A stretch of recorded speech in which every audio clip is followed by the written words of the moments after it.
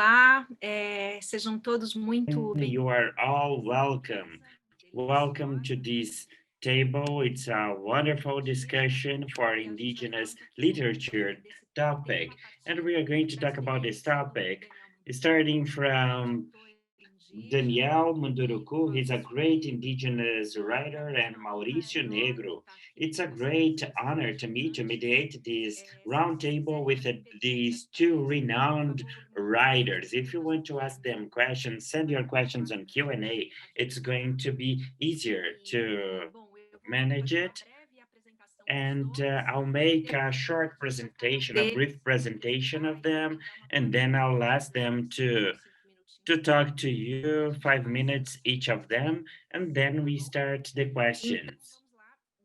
So let's go. Daniel Munduruku, writer, professor, author of 54 books. Is this number correct, Daniel, or you have more? Because you are a factory of books for youth and children, educational material published in Brazil and abroad. He received several national and international awards, Jabuti Award, the award by Academia Brasileira de Letras, Érico Vanucci Award, Mendes, by CNPq, Mandanjit Singh Award, promoting tolerance and nonviolence by UNESCO, and award by the Bunge Foundation. And Maurício Negro, he's a great collaborator of this production indigenous literature in Brazil for many years. He's illustrator, writer, designer, researcher. He organizes projects regarding the Brazilian diversity. He has over 20 years of literary productions with indigenous authors and a different ethnicity. He is illustrator and organizer of Us, an anthology of indigenous literature. Jenny Papus, indigenous author of literature. He participated in catalogs organization in Brazil and abroad. He was awarded with a Noma in Japan, White Ravens in Germany. He illustration China, selection of CJ Picture Book, South Korea, Jabuti Award, um, Cátedra Award by UNESCO, among other ones. He's a former member of the Advisor Management Society of Illustrator in Brazil called SIB. Daniel, if you can tell us something, the floor is yours. Obrigado pela Okay, oportunidade. Rita, thank you very much for the opportunity to talk to our friends in Brazil and around the world. It's a great satisfaction and pleasure to be here and talk about my literary production and also indigenous literature. This is a moment that is very productive in this moment and in this pandemic time, isolation, and our indigenous friends, our others here, they are in a constant production of new knowledge, new learning, and this goes through literature and poetry, in all ways of making literature and songs and dances and resistance because there are populations that are suffering a lot with the isolation, with the pandemics, and they are populations, villages that are trying to maintain their culture and tradition, the way of looking at the world, trying to be loyal to that, which is very important. We are here. Let's go up to the end. Obrigada, Daniel. Thank you, Maurício. Danielle, Mauricio. Welcome. Thank you very much, CDL. It's not a little thing. I have a lot of experience with Danielle, about 11 or 12 books. I think we have 12 now. All right, Danielle. And it's a long story. I had the privilege to follow this maturing of these literary organisms from indigenous people for 20 or 30 years, something like that. I don't know precisely. We thought it was about 40, and I found out from Julian Rico, I think it's 57 indigenous authors they are producing, and not everyone in these children and juvenile literature. Most of the production is focused on this part because of the image generated with the images to give the possibility of make an experiment out of it, and it is used in the graphic projects and so on. Throughout these years, I'm not a pioneer on that. Cesar Fittipaldi was the first to pay attention to this need, but it was a time that we didn't have indigenous people writing. Of course, the narratives, they are millenars, very ancient, but we didn't have this interaction with the Western legacy, with interchanged chapters, Roman from Roman origins that foster the culture in the world. We always consider the orality as a credo and a primacy because it goes beyond the written literature. And I know this is an object that we so much love. These indigenous authors today, they make use of this technology as the movies and plastic arts.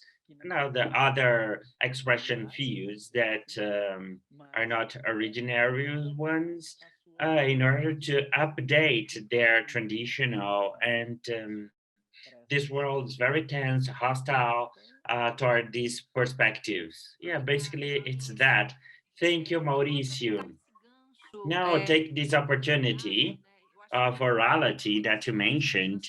Many indigenous stories, they come from oral narratives, except to personal trajectories, but these oral trajectories, they have a central role in the production of indigenous literature.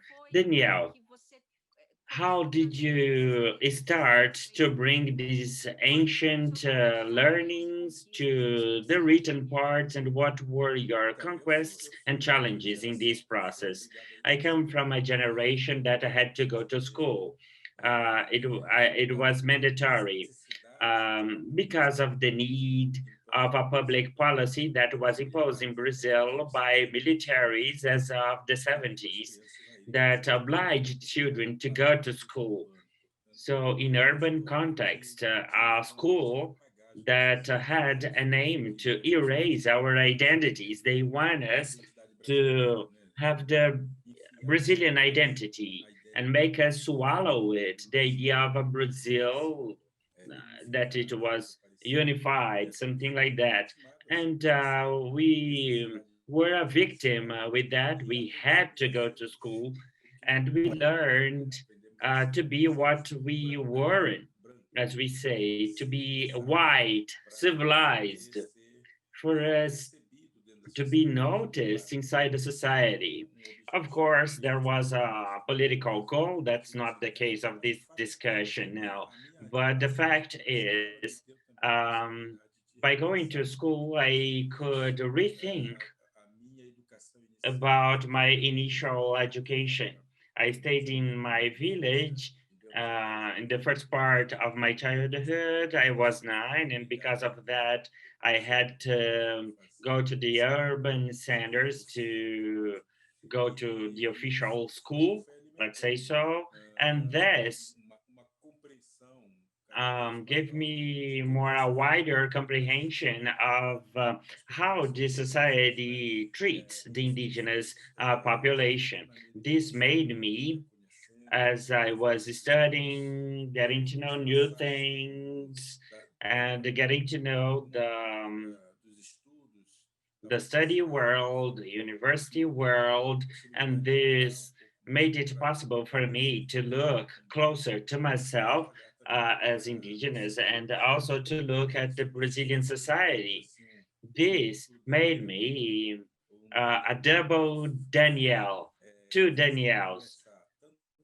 Um, t- I had the tradition in me, and this new culture that was imposed made me having a hybrid reading of belonging to Brazil territory and the symbolic territory that our indigenous people represent, I believe. And here I don't have enough time to tell all the details how this transition happened, but the fact is that little by little I learned how to deal with the learnings from indigenous people and Western learnings, and this made me choose to become a teacher. I didn't choose to be born Munduruku, but I chose to be a professor in the Brazilian society. I understood that, at least in my case, the professor that uses the words as an instrument to connect with the learning of children, youngsters. Because of that, I started. I became a storyteller because I used my teaching studies.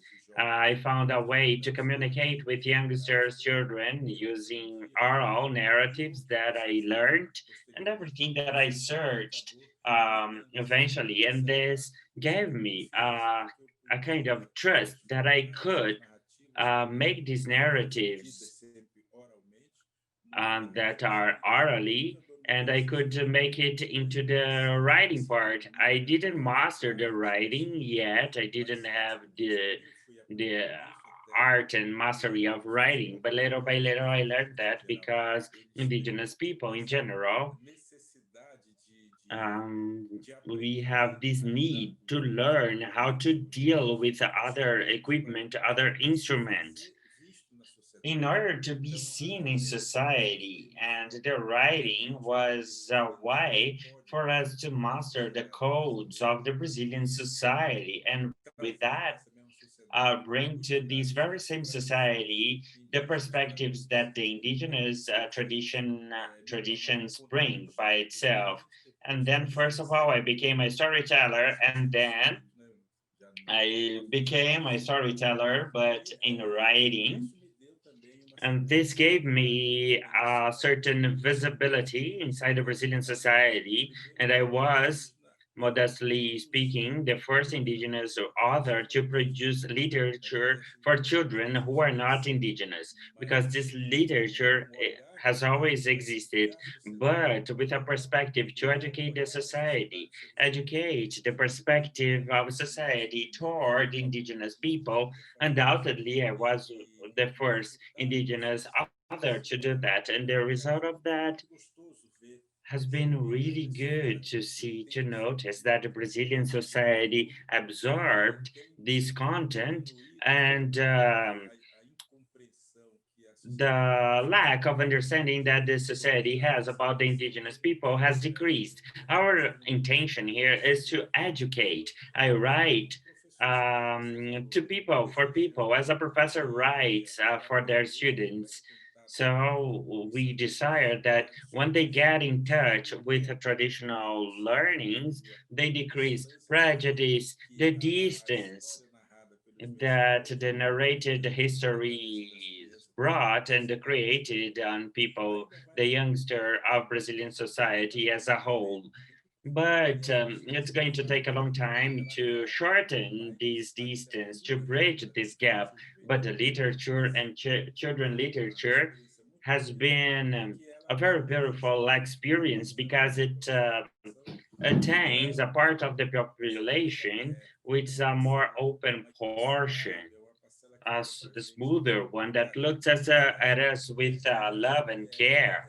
And I think it's on this line that we can decrease this difference, prejudice, and mistakes that still exist, and they are going to continue for a long time. But little by little, we build up this bridge to shorten this distance, bridge this gap. And to wrap up, I also mind you that it makes me proud to be a pioneer, as Mauricio said, that we always have the pioneers And I'm really proud to have been a pioneer and to pave the way of literature to several indigenous writers that we have in Brazil today. Of course, we had a left-wing government that helped us to broaden it, to have a broader comprehension of the need to closen Brazil with Brazil, to put indigenous Brazil and the non-indigenous Brazil together. And public politics were developed, making it possible to emerge literature that could be consumed by children and youngsters throughout Brazil, from private school, public schools, creating laws that makes it mandatory for the schools to work on indigenous topics inside the classroom. Wonderful, Danielle. Thank you. Inclusive saber mais da história. Whoever wants to know about Daniel's story, you have his autobiography Ilustrar, inclusive. that I had the honor to illustrate it. Yes, you did it beautifully. And tells us a little about this trajectory to reconnect with your identity. The beginning of this production, it's a very beautiful book, and your profusion of stories in your book. It's a very precious legacy. And shortly, I'd like to talk a little bit about the other ones that you carry with you. Maurício, you have illustrated many indigenous literature works, not only this partnership with Danielle, but also with young indigenous writers that followed him. I'd like you to tell us a little bit how this um, closing of this universe happened. How did you get close to it? It was good for you to talk about it. So over 20 years, almost 25 years, making connection with these originary narratives from several places, not only from Brazil, Indiana indigenous, African indigenous, from the Timor East. I had this experience. It was a very interesting case, by the way. So it's my sensitiveness, my perspective is turned to it since I was a child. I have this attention to narratives which are not linear. So I've not adapted to the Western behaviors. When we talk about Western, I say there is an accidental civilization. It seems that we are raised in a wrong way with a pretension of academic knowledge and so on, without any synergy among the areas, without common plan. This is only possible when you are under the umbrella of a culture that, to my understanding, it's narrow between this scenario it lives with the other ones, and you create links, better than I do, because you had this experience living with some indigenous people, and you had a wonderful, amazing experience. And these links we create, it's in a personal way. The global society fragments it. As Darcy Ribeiro says, we remove the face of people. At the end, you don't have root. You are rootless. As a public square here in Brazil, in wealthy neighborhoods, the square is abandoned because it becomes, oh, if it belongs to everyone, it belongs to no one. This is what we do with the planet. So I broadened this discussion because this is a perception that I had since I was a child. If you allow me to say, to share something with you, I'll show you in an illustrated way. That's what we typically do. What I'm saying, I'll share my screen with you. I think it works. If it doesn't, you let me know about it, please.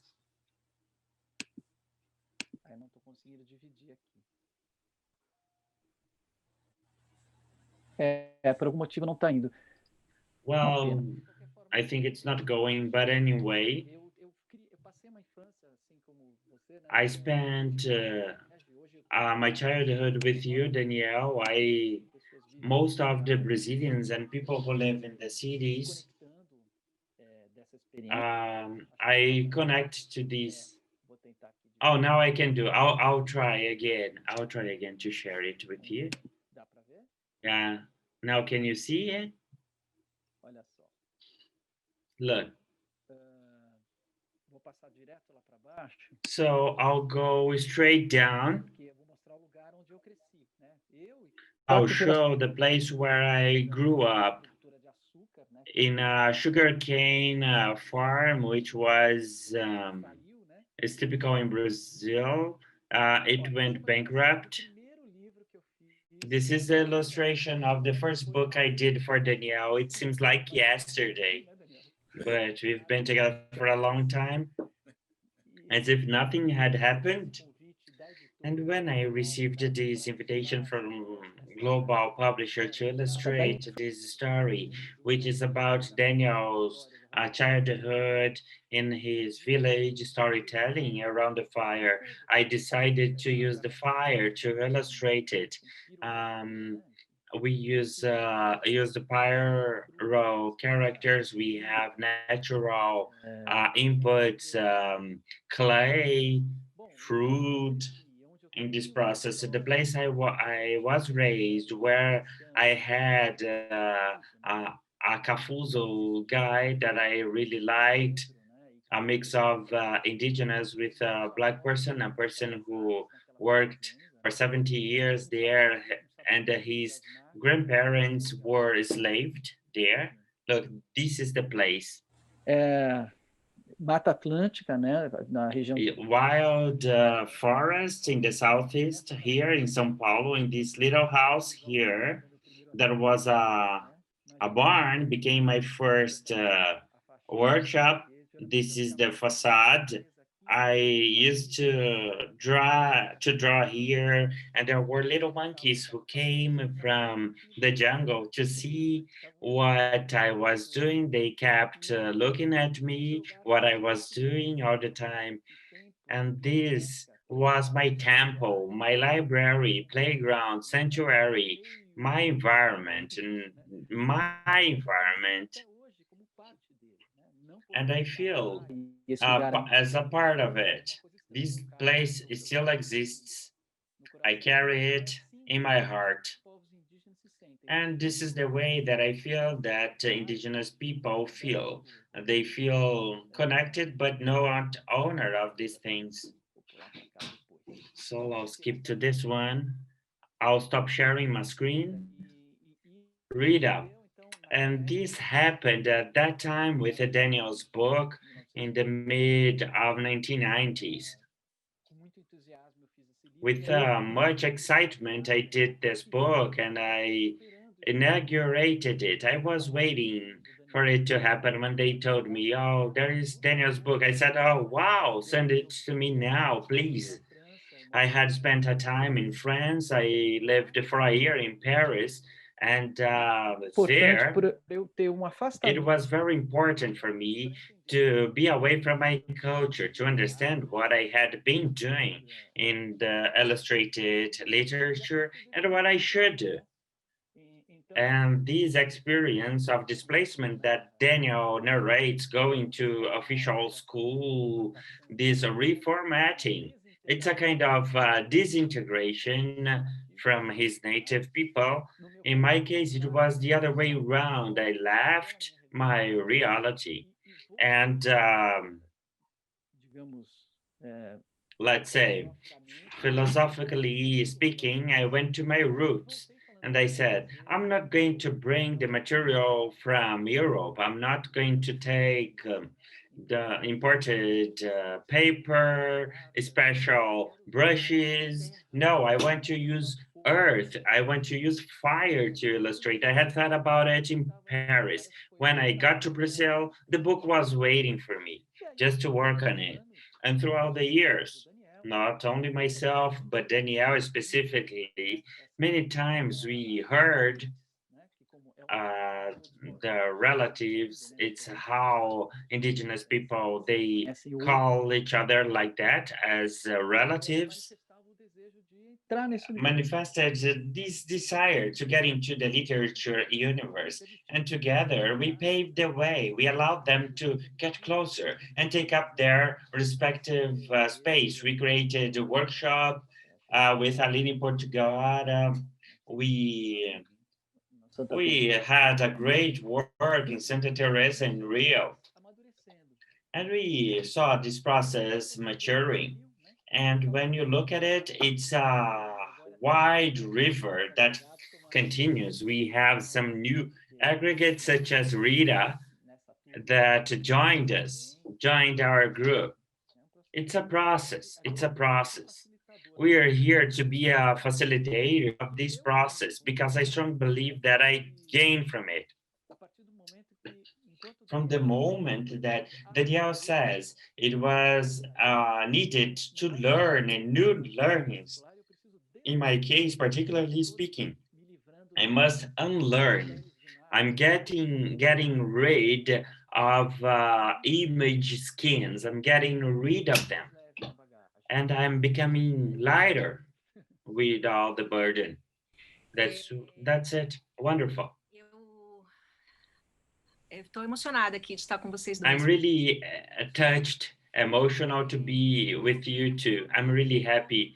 Danielle, I'd like to resume your talk, your collective spirit that you, as a pioneer, when you started publishing in the 90s, you virtually didn't have anyone publishing.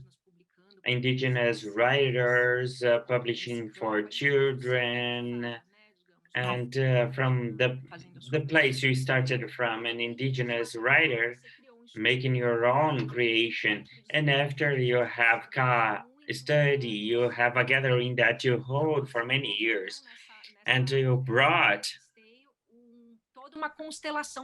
a whole constellation of other indigenous writers. Can you tell us a little bit about this movement?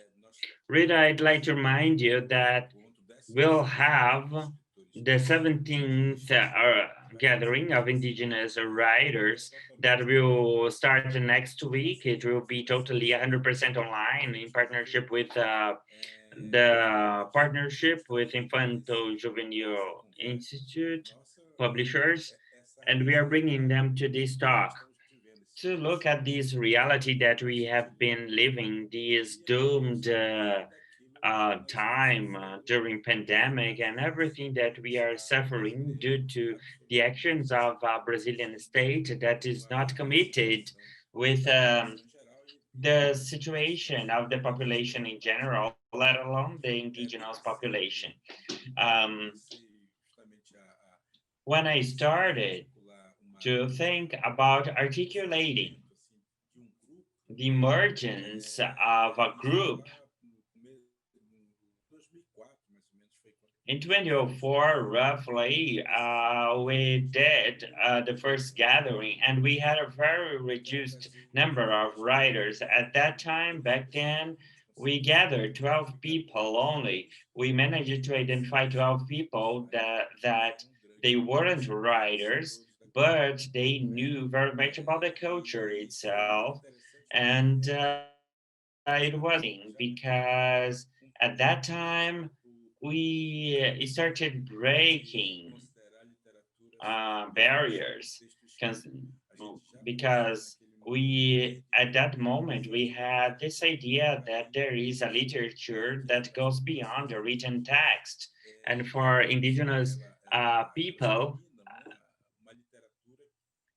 it's a literature of something that was not written. At that first moment, we brought it to the table. We brought Alvaro Tucano, Krenak, Manuel Moura. They were renowned people for that time. They were big leadership, but they weren't used to writing.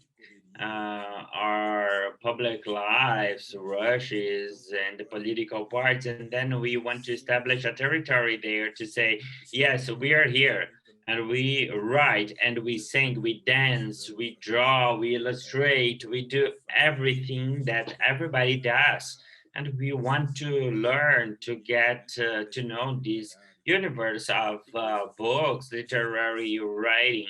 And with that, the three first gatherings, they were afforded by anyone, by myself only. I used to, for example, to provide a service to the foundation, the book foundation. I provided the services, I didn't charge for it, but on the other hand, they had to help us to bring indigenous authors, writers to the gathering, paying for tickets, transportation, and stay. And this grew. This was extended. We got support from CIA at the time, and we started bringing more and more people. And from that, we started building small possibilities to create anthologies, and that we could um, find out this that comes from several places. And with a 1945 law dating back to 2008, it made the Brazilian schools to work on the topic of indigenous uh, people topic. And with that, there was a demand to create topics related to this. To this extent, the publishers, they are companies, and the companies, they need money, they need to profit from it, and they saw in that a possibility of making investment in this segment. As the education ministry, I miss them a lot. They were really committed to this new language, this new possibility of educating children and their other perspectives. They created some bids that made the publishers to go after authors, indigenous authors that could have their voice heard in this product. And with that, little by little, we made the publishers to open their eyes to these demands, and also to know that there was a literary production for these indigenous people. It was literature and texts that would bring all the engagement possibility for readers as a good literature can make, and this allowed the publishers to have a special intention toward that. And it turned out that many bad books were produced at the same time, and they produced the usual stereotypes. Our intention was to break down stereotypes, this frozen image that people had of indigenous people, that we were white, and we wanted to change that. We are contemporary, and we were suffering the same difficulties, the same struggles. We were living tension moments, fighting for our land, so that Brazilians in general would see us as people who are in this place at this moment, and that they must have their rights maintained. And these created a whole movement, because there is an indigenous movement, a political one, holding out for our rights. And we have the indigenous in movement, these people, these artists, these indigenous professionals that come up throughout the time, and they are going to be engaged in their specific fields, and from there, they are going to work to have a stronger movement in literature, in art, in music, movies, the cinema part, and it creates these indigenous people in movement. these characters. Today we have over 50 indigenous writers. We have hundreds of indigenous artists being emerged in other languages, in other spheres. It's all part of this movement that shows that there is a possibility of being engaged in the Brazilian society and the possibility of the Brazilian society to absorb our products, not because of being indigenous. They should consume our products because we are artists, we are professionals, we have different looks that can absorb the learnings from society to offer or return to the society in a more creative way and in a more educational way. To this extent, we have UCA Institute that you mentioned. It's an institute that I created to this extent with this goal to widespread indigenous culture, to educate professors to work on this topic. My last books, they focused on these perspective to educate, train professors. It's a book that I wrote focused on professors to update their knowledge because professors they are a victim of a system that don't prepare them to work on specific topics, for example, indigenous topic. The Institute is focused on that, is willing to make this mediation. It has worked a lot, and recently we worked with the Education Secretariat in São Paulo. We created a material there to train professors. It's online. It's a material that helps professors to up, update their repertoire connected to the city of São Paulo itself and indigenous and several people. And there are people who comes from outside because of several reasons, and they go to the city or the outskirts of São Paulo, and they are there trying to survive. We must give visibility to all of that. This is the work that we did with the Education Secretariat. It was focused on giving visibility to these people. Wonderful, Danielle, great work. And they asked us if the roundtable is going to be recorded. Yes, it's being recorded. It's going to be released on CBL and Brasilia Publisher social media channels. If you want to send a link to someone or if you want to see it again, it's everything recorded. So Danielle, as you talked about the educational character of your work and other indigenous writers. If you don't have much contact with indigenous people, you have a trend to mix everything up. We say indigenous universe. There are several universes. It's endless. Então, eu queria aproveitar essa carona.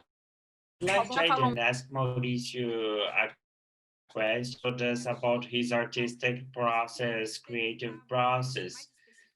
So I'd like to ask you, Mauricio, specifically, when you make the illustration of a work of a specific ethnicity, if as you don't belong there, what's your research to go beyond the cliche, to illustrate that work with a singularity that it demands for? It's a great question, Rita. I'm going to put a funny situation when an illustrator friend receives a demand to create an indigenous story. They call me very frequently for help to ask me, how do I do it, Lucas, Mauricio? And there is no magical formula. People ask me, how long did you take to do this book? I said, oh, for about 25 years, I say. It's a continuous research process. Our life is that even when I'm not in a specific project, I'm reading an article just for my pleasure to learn more. And when it is, for example, to deal with a specific culture, look here, by chance, I have this. This was the hardest case I had. It's East Timor, the Crocodile Island. It's the name that they receive, the name of the island there. It was written by a Brazilian writer, and he was married to a woman from there. They wanted to be illustrated by an artist from there, FTD publisher. They told me Maurício Negro is going to do a research work, a strict one. Don't worry, we trust him. And I said, I'm not going to intervene in that because, in fact, I knew very little about Timor, the East Timor.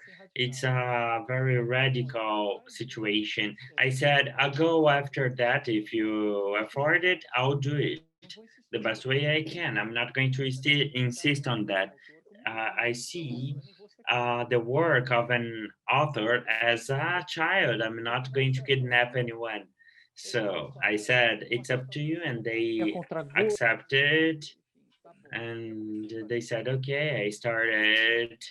Rita, it took me months to put my pencil on paper because I noticed that the bibliography and the documentaries, they were very, very superficial. There was the political part, the dispute against Indonesia. We couldn't see the indigenous people there. We couldn't find it. Only shadows and parts, fragmented parts. And among my friends, I had some friends who had come from there or near there. They had some publishings from there. One of them said, Shannon Agusmão, he knows about it. And there is a museum of natural history. If I'm not wrong, there is a documentary about it, and I went after it. It's presented by an iconic person, the former president. And he talked about each part. He explained every traditional part. He explained everything in detail. It was great for me. So I want to be a learner, an apprentice. It doesn't matter if I have Guarani ascendants or not. And my children, they also have a descendants. Danielle, do you remember this? You gave me these owls as a gift. Yeah, I remember it. So these owls here, I want to know the history of this object. Why do you create this kind of object today? And what are the dimensions it has? Everything is learning, Rita. I'm really proud of everything. I listen to their music. I create a whole scenario and ambience. And when I illustrate the book, I do it all at once, all the illustration at once. The publishers, they go crazy with me because they ask me, are you going to send the sketches to me? I say, no, I won't send it because I must see the whole book. Because if I must review the ending or the beginning, I do it. I keep on changing it. I love errors, accidents, because it's part of the process, which is not totally domesticated. It's a kind of wild process. When I finish the book, I'm really exhausted, drained, because I do everything at once. I don't know who told me, Danielle. I told this process to some of our writer friends. They say it's a shamanic process. And I think so, because I get destroyed. I don't stop even to eat. I go straight. Wonderful. Daniel, Danielle, you talked a little bit about your mission of putting worlds together, creating bridges between the readers who are not indigenous with the indigenous universe? In your opinion, what are the learnings that you convey in your work that you feel that influences your readers? Mas eu acho que a ideia que eu repito sempre, Well, I don't think about it. The idea that I repeat all the time is about belonging. The idea that we are belong, that we are nature, and to take care of ourselves the best way we can is to take care of the environment we live in, and vice versa. Because when we take care of our environment, our takes care of us. And I try to put this into people's mind, this idea of belonging, the need of belong in the world. Otherwise, the world is going to find a way to expel us, to oust us from it. And it's an attempt of a pacific and balanced way so that we can keep our humanity while nature keeps its naturality. There is humanity in nature, and Mauricio says that we call each other relatives. It's not only for people. All the unhuman beings, we call them relatives. The nature, the animals, the living beings, they are our relatives. They are occupying other body, other way of living in the world. They are alive and interacting with us if we allow them to touch ourselves. And if we are able to trespass our arrogance and delve into this learning of the indigenous people, the originary people, they are the great masters to show us that it is possible indeed to have an harmonic living together and as it is widely said, to live well. Instead of developing of living well, which has much to do with destructing the environment, wealth, and so on, indigenous people show that it's possible to live in harmony, to have the necessary thing to live well, and in the same time to give possibility for the other beings, non-human beings, to live well, not only human beings. Yeah. Amazing, Danielle. Claudia Leite Brandão is asking you for you to say the names of the books that you did directed to professors. I have 3 books. One is called O Banquete dos Deuses, that I did by Global Publisher. It was illustrated by Maurício. I have the latest one. It's Munduruku 2, talks at the bonfire with professors, the book Maurício is showing, and the current one for people about indigenous people. And everybody can have access to these books on our online books. Maracá publisher, you have here on the chat. And there you have my books, not only my books, but all indigenous writers in Brazil. Wonderful. Someone asked the recommendation where to buy books. So there is this recommendation from Maracá publisher. Most of these books, they are in Portuguese. I think all of them. No, some books, for example, Yoti and Tamanduá that I did with Kagange, it was published in France. This is the French edition. From time to time, we have these books in other languages. We didn't explore this possibility to make this literature universal. It leads to my last question to you, Mauricio. Do you think that the anthology, Us, that you organized it with several indigenous writers, it was contemplated with Right Ravens? Congratulations. Do you think that there is a foreign market for these books? Yeah, I think so. Certainly, absolutely. It's not by chance that it fits with the children literature. It has a freshness for those who are not indigenous, even people who know nothing about it. And the work is really good. It's easy to be understood by any reader, and they have a great potential. Danielle and I, we adopted this Chef Seattle words, and for decades it returns as a document, a powerful document on the environment, even if it wasn't made this way. It's a message that has much to do with what we are facing. All this literature establish what we said before, these connections, the moment that we go through an environmental crisis. It's understanding and charming.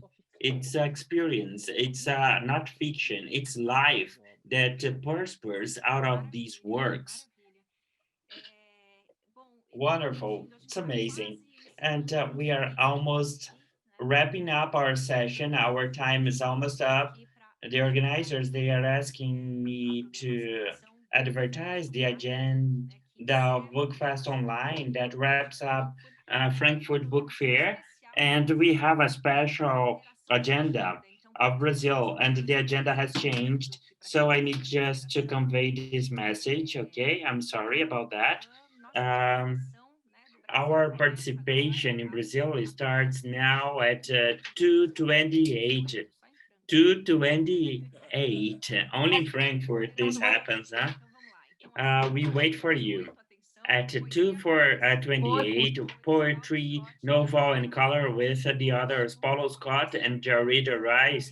At 2:40, the contemporary literature with Emilio Fraia and Socorro Cioli.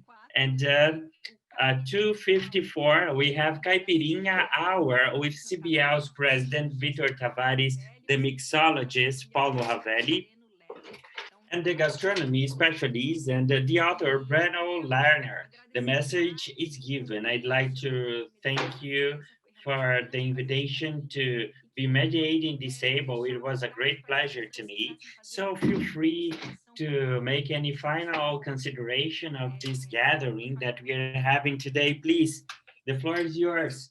Agradecendo a oportunidade. So I'd like to start thanking you this opportunity, thanking CPL because of that, for bringing the children literature everywhere to everyone who are interested in indigenous literature, which is a wealthy production, and the indigenous talk is universal. It fits everywhere, as Mauricio said. Foreign publishers must be more and more interested in that. It's a current talk, although it is based on the ancestrality, and I always say that our ancestors pushes us forward, and they keep lit up hope. It's important to have these partners from all over the world, and taking these readers to different places throughout the world to give a possibility for these ancestors' voice. It's the voice of the world. It's the voice of Earth. It's the voice of Earth, of our planet. Thank you very much for this opportunity. Bye, everyone. Yeah, I'm going to say one thing that Danielle said, something that I always say. It's on the eyes of the others that I recognize myself. You cannot ignore it. And in assonant, we must look at consonant examples. That's the greatest dilemma for humanity now, and indigenous literature has this. to give you tips on that, to shed light on the way. Wonderful. We invite you all who are watching this virtual roundtable, read these Indigenous books. Someone asked, how can these works can help preserve the culture of threatened people?